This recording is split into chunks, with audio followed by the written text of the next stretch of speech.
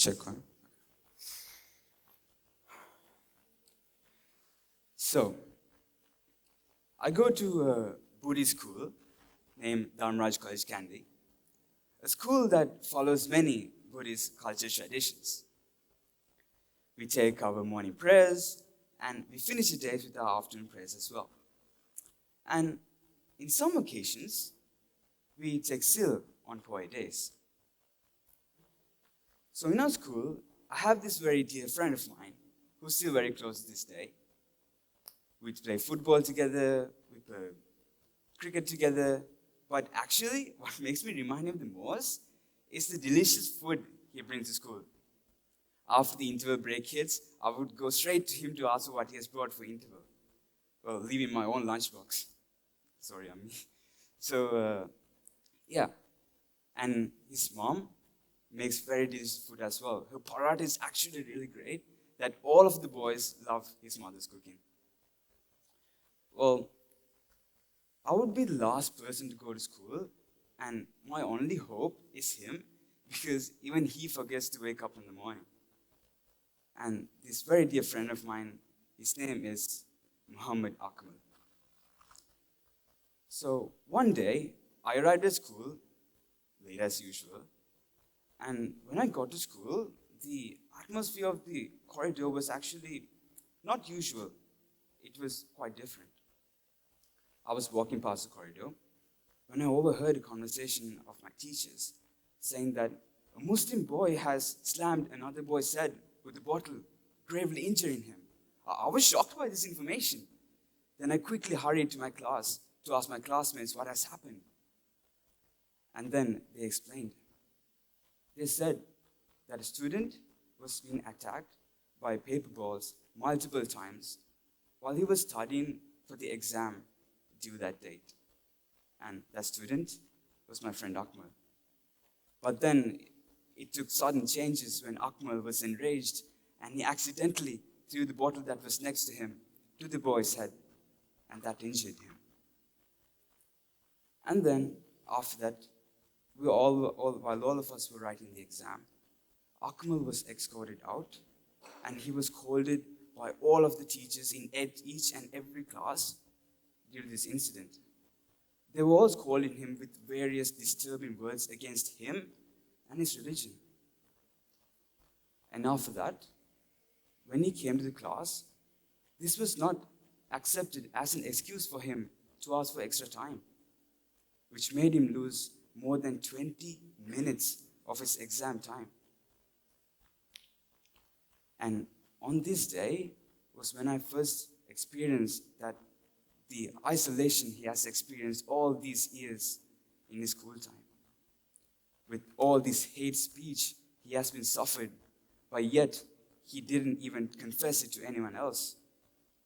I guess we have all become so numb to the hatred that we have never even realized it becoming into fatal violence.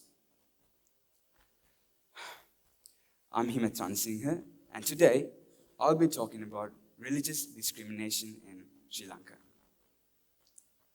When we dig deep into the Sri Lankan history, we find out that Buddhism was introduced over 2,000 years ago. And when it comes to Islam, Islam was introduced by the Arabic traders in the 7th century.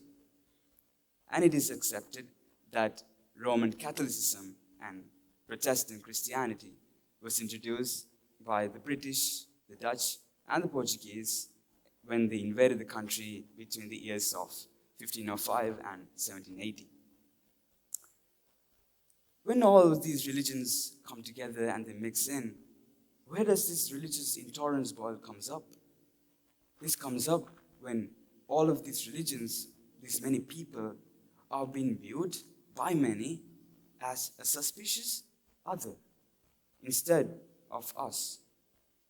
That is the main foundation of this religious discrimination. So today, I will assign you all of here present a personal assignment, an individual assignment, to go home and search up Sri Lanka.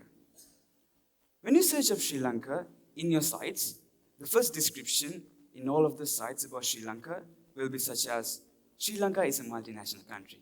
Sri Lanka is a multicultural country, a country where many nationalities and cultures are blended in together and work together as one.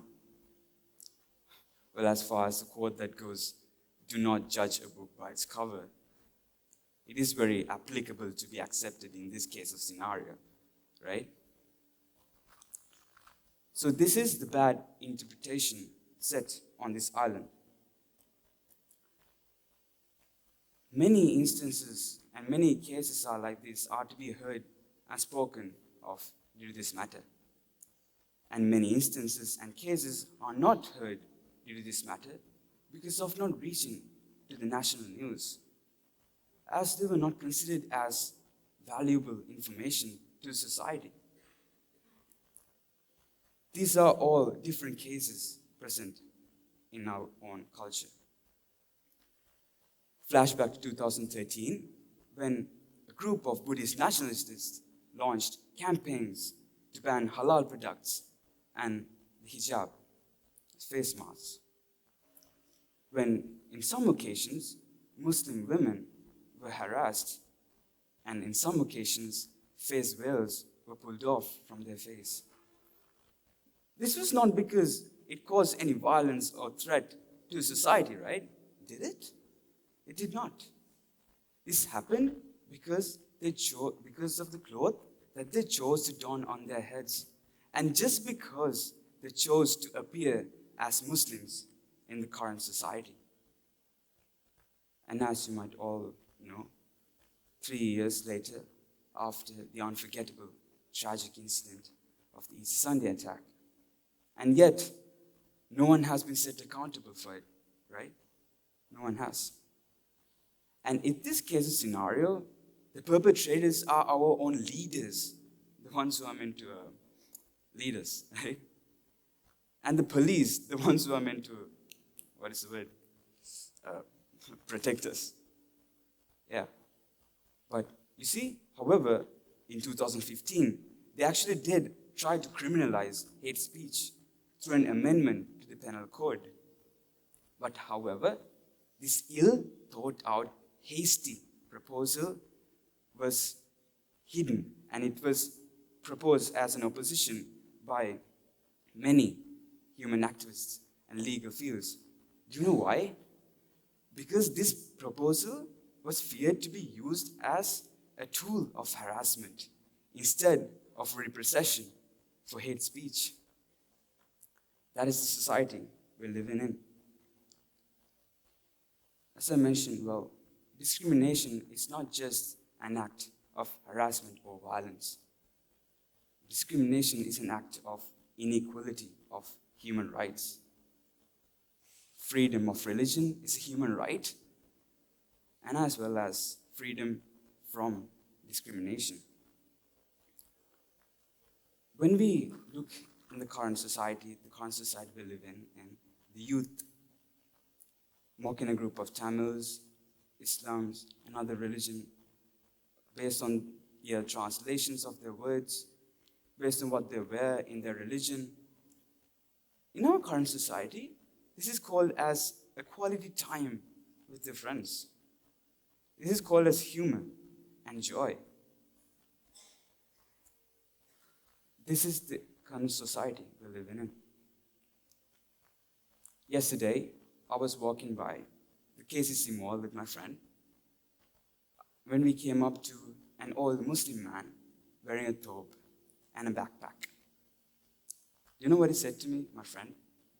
He came up to me and whispered to me and said, "Himeth, don't go near that guy," he said. As a friend, he was worried due to some reason, but I didn't know why.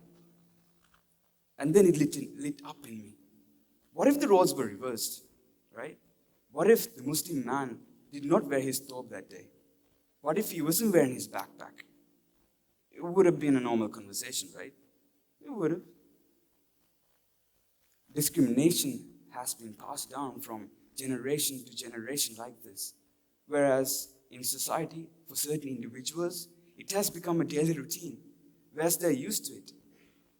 It's their daily life for some individuals.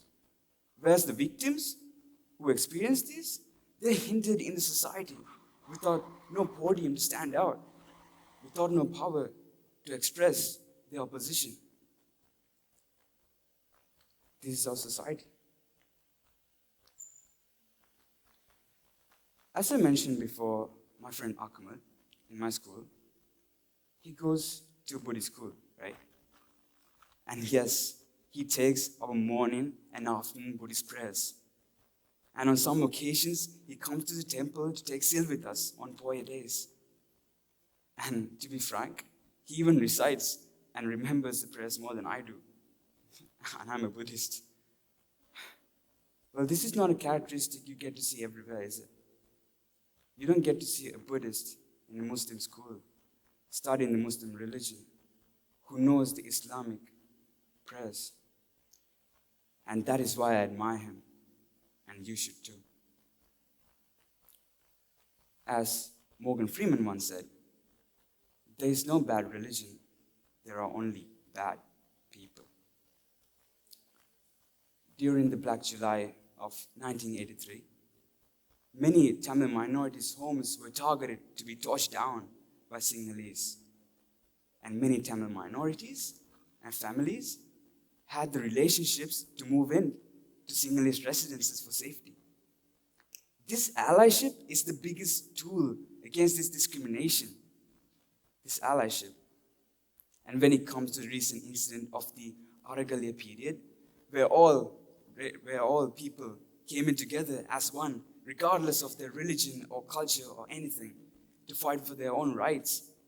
This allyship is what we need in this current society. This is what we need. And these are all different examples of people coming up with their discomfort to show their proactive allyship to the current society. As I see many individuals present here, parents, teenagers, the youth, actually, this is a part of the society, right? And all of you might agree that we all meet different people with many differences in their culture, their color, in their skin, their religion, right? Well, as once Susan Barakat once said, reach out to them. Do not break the bridge between humanity. Let them know you stand with them in solidarity. Actually, I promise you, this might feel small, but it actually makes a difference. Because when we stand up and when we raise our collective voices, that is when we make a difference. Do not judge people based on their differences, but judge people by people. Because we are all people, right? We are all based as people, and we are all humans in this world. So I would end my speech with a quote. It says, "Society is unity in diversity." Thank you.